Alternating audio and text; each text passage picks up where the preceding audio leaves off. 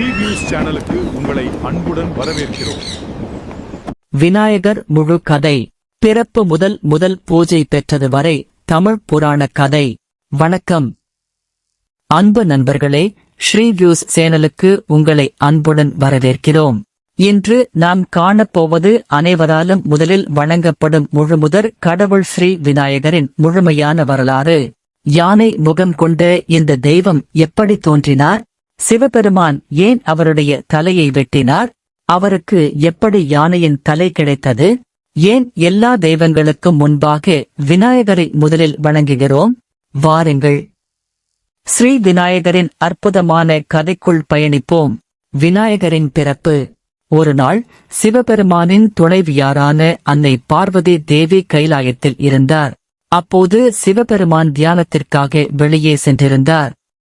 அன்னை பார்வதி நீராட விரும்பினார். அவர் தனது உடலில் பூசப்பட்டிருந்த மஞ்சள் மற்றும் சந்தன பொருட்களைக் கொண்டு ஒரு அழகான சிறுவன் உருவத்தை உருவாக்கினார். பின்னர் தனது தெய்வீக சக்தியால் அந்த உருவத்திற்கு உயிர் கொடுத்தார். அந்தச் சிறுவனை அன்புடன் பார்த்த பார்வதி தேவி, "நீ என் மகன். நான் நீராடி வரும் வரை இந்த அரண்மனையின் வாசலில் காவல் காப்பாய். யாரையும் உள்ளே அனுமதிக்கக் கூடாது" என்று கட்டளையிட்டார். அந்தச் சிறுவனும் தாயின் கட்டளையை ஏற்றுக்கொண்டு வாசலில் காவல் நின்றான். சிவபெருமானுக்கும் சிறுவனுக்கும் ஏற்பட்ட மோதல். சிறிது நேரத்தில் சிவபெருமான் கைலாயத்திற்கு திரும்பினார். ஆனால் அரண்மனை வாசலில் ஒரு சிறுவன் அவரை தடுத்து நிறுத்தினான். "நிற்குங்கள், என் தாயார் உள்ளே இருக்கிறார். அவர் அனுமதியின்றி யாரையும் உள்ளே அனுமதிக்க முடியாது" என்று சிறுவன் கூறினான். சிவபெருமான் கோபம் கொண்டார். "நான் யார் என்று உனக்கு தெரியாதா?" என்று கேட்டார். ஆனால் அந்தச் சிறுவன் தாயின் கட்டளையிலிருந்து விலகவில்லை. அப்போது சிவபெருமான் தனது கணங்களையும் தேவர்களையும் அழைத்து அந்தச் சிறுவனை அங்கிருந்து அகற்றும்படி கூறினார். ஆனால் அந்தச் சிறுவன் சாதாரணமானவன் அல்ல. பார்வதி தேவியின் சக்தியால் பிறந்தவன். பலரும் அவனை வெல்ல முயன்றனர். ஆனால் யாராலும் முடியவில்லை. இறுதியில் கடும் கோபமடைந்த சிவபெருமான் தனது திரிசூலத்தை பயன்படுத்தி அந்தச் சிறுவனின் தலையை துண்டித்தார். பார்வதி தேவியின் கோபம். சிறிது நேரத்தில் வெளியே வந்த பார்வதி தேவி தனது மகன் உயிரிழந்ததை பார்த்தார். அவரது துயரம் அளவற்றதாக இருந்தது. அந்த துயரம் கோபமாக மாறியது. "என் மகனுக்கு உயிர் கொடுக்காவிட்டால் இந்த உலகையே அழித்து விடுவேன்" என்று பார்வதி தேவி தனது சக்தியை வெளிப்படுத்தினார். தேவர்களும் சிவபெருமானும் அதிர்ச்சியடைந்தனர். உலகத்தின் சமநிலை குலைந்துவிடும் என்பதை உணர்ந்து சிவபெருமான் உடனடியாக தனது கணங்களுக்கு ஒரு கட்டளை பிறப்பித்தார். "வடக்கு நோக்கி தலை வைத்து உறங்கும் முதல் உயிரினத்தின் தலையை கொண்டு வாருங்கள்" என்று கூறினார். கணங்கள் தேடிச் சென்றபோது ஒரு யானை கிடைத்தது. அந்த யானையின் தலையை கொண்டு வந்து சிறுவனின் உடலில் பொருத்தினர். சிவபெருமான் தனது தெய்வீக சக்தியால் உயிர் அளித்தார். அந்தச் சிறுவன் மீண்டும் உயிர் பெற்றான். பார்வதி தேவி மகிழ்ச்சியில் தன் மகனை தழுவிக்கொண்டார். அந்த நாள் முதல் அவர் கஜானனன், யானை முகத்தான் விநாயகர் என்று அழைக்கப்பட்டார். ஏன் முதலில் விநாயகரை வணங்குகிறோம்? விநாயகரின் பிறப்புக்குப் பிறகு சிவபெருமான் ஒரு பெரிய வரத்தை வழங்கினார்.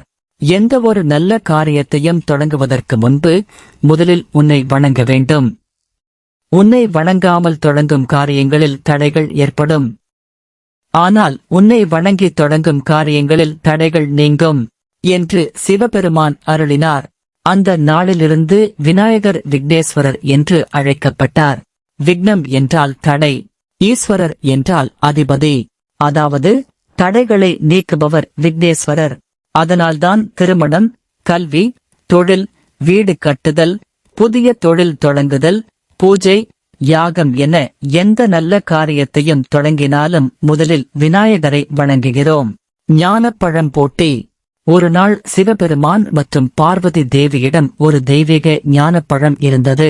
அதை விநாயகருக்கும் முருகப்பெருமானுக்கும் வழங்க வேண்டும் என்று நினைத்தனர்.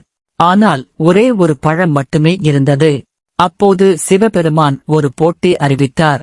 யார் முதலில் இந்த உலகத்தை 3 முறை சுற்றி வருகிறார்களோ அவர்களுக்கே இந்த ஞானப்பழம் என்று கூறினார். முருகப்பெருமான் உடனே தனது மயில் வாகனத்தில் ஏறி உலகத்தைச் சுற்றி புறப்பட்டார். ஆனால் விநாயகர் அமைதியாக நின்றார். பின்னர் தனது தாய் பார்வதி மற்றும் தந்தை சிவபெருமானை 3 முறை சுற்றி வணங்கினார். அனைவரும் ஆச்சரியப்பட்டனர். சிவபெருமான் கேட்டார், விநாயகா, உலகத்தைச் சுற்றச் சொன்னேன். ஆனால் நீ எங்களை ஏன் சுற்றினாய்? அதற்கு விநாயகர் கூறினார், அப்பா, அம்மா, எனக்கு என் தாய் தந்தையரே உலகம். உங்களை 3 முறை சுற்றுவது உலகத்தை 3 முறை சுற்றியதற்கு சமமு. அந்த ஞானமான பதிலை கேட்ட சிவபெருமான் மகிழ்ந்தார். ஞானப்பழத்தை விநாயகருக்கே வழங்கினார். இதன் மூலம் விநாயகர் அறிவில் சிறந்தவர் என்பதை உலகம் அறிந்தது. மகாபாரதத்தை எழுதிய விநாயகர். வியாச முனிவர் மகாபாரதத்தை உலகிற்கு எழுத வேண்டும் என்று விரும்பினார். ஆனால் அவ்வளவு பெரிய காவியத்தை எழுதக்கூடியவர் யார்? அப்போது அவர் விநாயகரை நினைத்தார். விநாயகரிடம் சென்று மகாபாரதத்தை எழுதுமாறு வேண்டினார். விநாயகர் ஒரு நிபந்தனை வைத்தார். நீங்கள் சொல்வதை நான் எழுதுவேன்.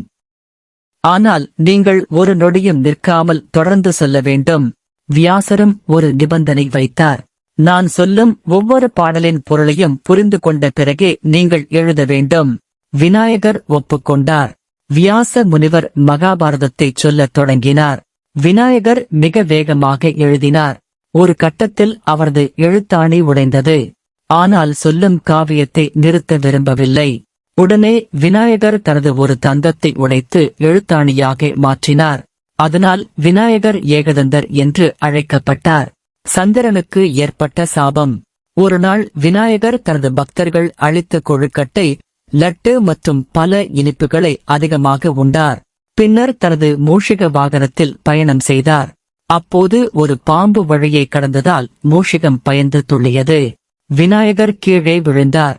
அவரது வயிறு கிழிய போனது. அப்போது ஒரு பாம்பை எடுத்து தனது வயிற்றைச் சுற்றி கட்டிக்கொண்டார். இதைக் கண்ட சந்திரன் சிரித்தான். சந்திரனின் சிரிப்பால் கோபமடைந்த விநாயகர், உன்னை பார்ப்பவர்கள் அனைவரும் அவதூறு மற்றும் பொய்ப்பழியை சந்திப்பார்கள் என்று சாபமிட்டார். சந்திரன் தனது தவறை உணர்ந்து விநாயகரிடம் மன்னிப்பு கேட்டான்.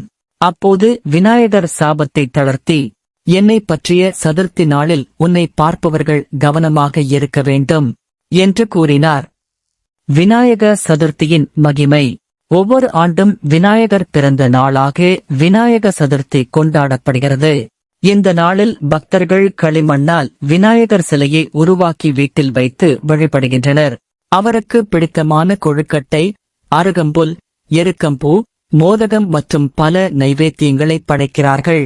விநாயகர் என்பது வெறும் ஒரு தெய்வ வடிவம் மட்டுமல்ல, அவர் நமக்கு பல வாழ்க்கை பாடங்களையும் கற்றுத் தருகிறார். விநாயகரின் வடிவம் சொல்லும் வாழ்க்கை பாடங்கள். விநாயகருக்கு பெரிய காதுகள் உள்ளன. நாம் அதிகமாக கேட்க வேண்டும் என்பதை இது உணர்த்துகிறது. சிறிய கண்கள் உள்ளன. எந்த காரியத்திலும் முழு கவனத்துடன் செயல்பட வேண்டும் என்பதை இது கற்றுத் தருகிறது. பெரிய தலை உள்ளது. பெரிய எண்ணங்களுடன் சிந்திக்க வேண்டும் என்பதை கூறுகிறது. சிறிய வாய் உள்ளது. தேவையற்ற வார்த்தைகளை பேசாமல் இருக்க வேண்டும் என்பதை கற்றுத் தருகிறது. பெரிய வயிறு உள்ளது. வாழ்க்கையில் வரும் நல்லதும் கெட்டதுமான அனுபவங்களை பொறுமையுடன் ஏற்றுக்கொள்ள வேண்டும் என்பதை உணர்த்துகிறது. மூஷிகம் வாகனமாக உள்ளது. ஆசைகளை கட்டுப்படுத்தினால் மட்டுமே வாழ்க்கையில் வெற்றி பெற முடியும் என்பதை காட்டுகிறது. நிறைவுரை. விநாயகர் நமக்கு கற்றுத்தரும் மிகப்பெரிய பாடம் ஒன்று உள்ளது. தடைகள் வந்தால் பயப்படாதே. அறிவால், பொறுமையால், பக்தியால் அதை வென்று முன்னேறு. எந்த புதிய முயற்சியையும் தொடங்கும்போது ஓம் ஸ்ரீ கணேசாய நமக என்று மனதார கூறி விநாயகரை வணங்குவோம். அவர் நமது வாழ்க்கையில் உள்ள அனைத்து தடைகளையும் நீக்கி அறிவு, செல்வம், வெற்றி மற்றும் நிம்மதியை அருள்வாராக. விநாயகர் அருள் அனைவருக்கும் கிடைக்கட்டும். ஓம் விக்னேஸ்வராய நமக. ஓம் ஸ்ரீ கணேசாய நமக. இந்த வீடியோ உங்களுக்கு பிடித்திருந்தால் லைக் செய்து, ஷேர் செய்து, ஸ்ரீ வியூஸ் சேனலை சப்ஸ்கிரைப் செய்ய மறக்காதீர்கள். நன்றி. வணக்கம். Thanks for watching. Please like, share and subscribe.